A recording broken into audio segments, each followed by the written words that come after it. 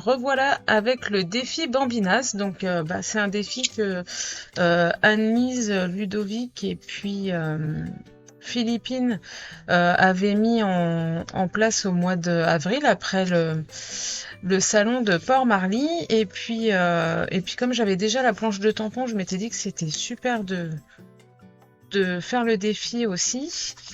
Et puis, ce qui me plaisait aussi, c'est que moi, j'ai choisi de rester sur des petites cartes, comme des petites cartes type ATC, mais c'est pas tout à fait la taille, mais bon, c'est pas trop gênant.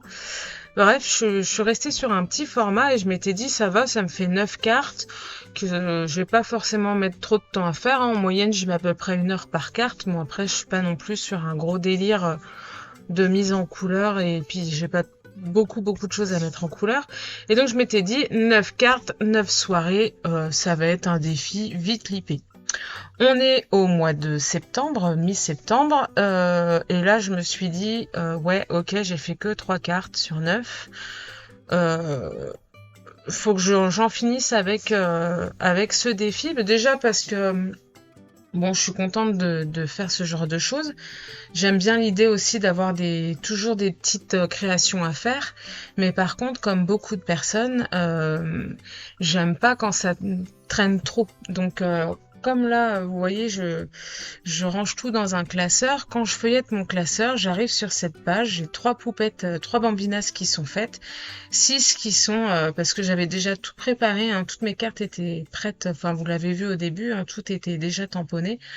Et donc j'ai 3 cartes bien mises en couleur et 6 cartes avec juste le tamponnage à colorier. Donc le week-end dernier, je me suis dit allez hop, je vais faire mes 6 cartes, parce que mes 6 dernières cartes, parce que j'en ai marre de voir cette page qui est pas finie. Et puis après, le problème, c'est que j'avais peur aussi d'abandonner le truc si je laisse trop le temps passer. Donc le week-end dernier, je me suis mis à faire ça. Donc j'ai repris repris avec la petite aviatrice. Donc là, vous me voyez, hein, j'ai commencé à tout mettre en couleur. J'avais commencé avec les aquarelles Gansai Tambi, donc je continue avec, d'autant plus que, comme vous le savez, là j'arrête pas de le dire dans chacune de mes vidéos, ce sont des aquarelles qui me plaisent bien en ce moment, donc je suis très à l'aise. Par contre, le papier, ça reste du Paint-On, parce que voilà, on est sur un petit format. Et puis au départ, j'avais pas spécialement, j'étais pas partie dans l'idée de faire ça sur du papier 100% coton. Donc ça change quand même un petit peu la donne, mais ça se fait bien quand même. Après, ça reste un petit personnage et un petit projet, hein, donc ça se fait bien. Faut juste prendre le temps. Et donc voilà, je suis partie sur mes petites poupettes. Alors les petites poupettes, enfin les petites bambinas, euh, c'est comme les poupettes de la cueillette, hein, la taille est plutôt bien, pas trop petit, pas trop grand, donc ça reste facile à mettre en couleur, j'aime bien. Et puis franchement, elles sont trop mignonnes. En plus là, on est sur la planche de tampon avec les déguisements, donc c'est plutôt pas mal. Donc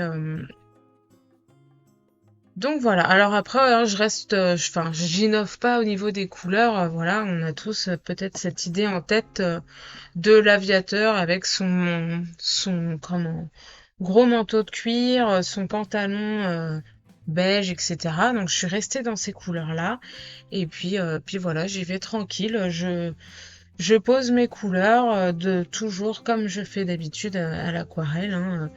Toujours du plus clair au plus foncé. Le mieux, c'est d'attendre que ça sèche entre chaque pose de couleur, pour laisser le temps aussi au pigment de faire sa petite vie en séchant. Et puis voir aussi ce que ça donne, puisque l'aquarelle a tendance à se ternir en séchant, hein, donc ça, faut le savoir pour celles qui débutent.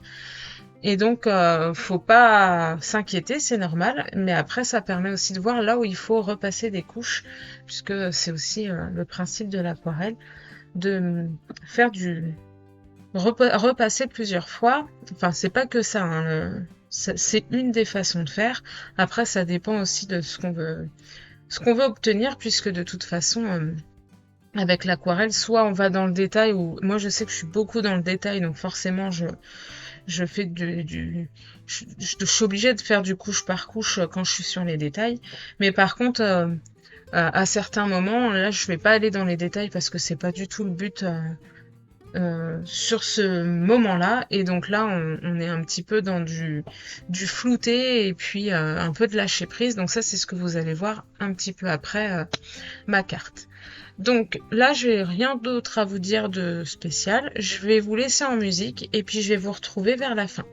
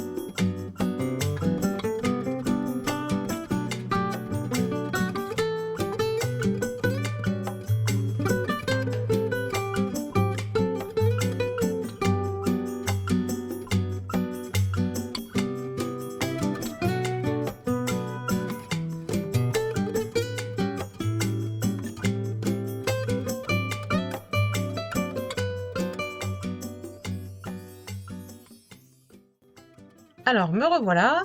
Donc là, la mise en couleur de ma carte est terminée. Donc vous avez vu, hein, pour le fond, là, c'est vraiment ce que je vous disais tout à l'heure. On est sur plutôt un côté flouté, puisque c'est vraiment un travail de fond que je voulais juste assez simple. Comme pour les 3 premières cartes, hein. Donc les vidéos des premières cartes, elles sont du mois de mai, juin, si vous voulez les retrouver. Et donc, vous voyez, voilà, j'ai essayé quand même d'avoir un peu de nuance. Là, alors, je rajoute ici un sol, en fait, en gris. C'est un gris que j'ai dû mélanger avec du bleu, parce que ça permet aussi de poser la bambinasse quelque part, hein. Elle n'est pas en train de voler, elle est bien les pieds à terre. Donc ça, c'est quelque chose que j'ai fait pour chacune des bambinasses. Mais j'avais oublié de le faire, mais c'est pas grave, ça se rajoute. Alors, pour en revenir à mon fond, donc je fais d'abord un jus avec le bleu, voire un mélange de bleu, parce que je veux que ce soit, voilà. Quoique là, j'ai pas mélangé, j'ai utilisé un bleu foncé. Donc là, j'y vais avec beaucoup d'eau au départ, et puis petit à petit, je vais rajouter du pigment pour avoir un effet de texture. Et donc, ça va me donner mon fond avec plusieurs nuances, tout en utilisant le même bleu. Ensuite, parce que j'aime bien faire ça pour ces petites cartes-là, j'ai rajouté, alors c'est de l'encre dorée Winsor & Newton, et je l'utilise avec un pinceau fin, et puis ensuite je fais des tracés. Alors soit je suis un petit peu les fusions de l'aquarelle, soit j'y vais de manière aléatoire, il n'y a pas de je fais comme ça, hein, comme ça me va bien. Et puis voilà ce que ça donne, là on le voit mieux, ça donne des jolis reflets dorés. Et enfin, pour terminer, je rajoute donc mon petit vinyle holographique pour avoir l'air comme pour des cartes de collection. Et donc voilà ma petite carte terminée. Alors j'espère que cette petite vidéo vous a plu. N'hésitez pas à mettre un petit commentaire si ça vous dit, mettre un petit pouce en l'air aussi. Et puis je vous dis à très bientôt. Bye bye!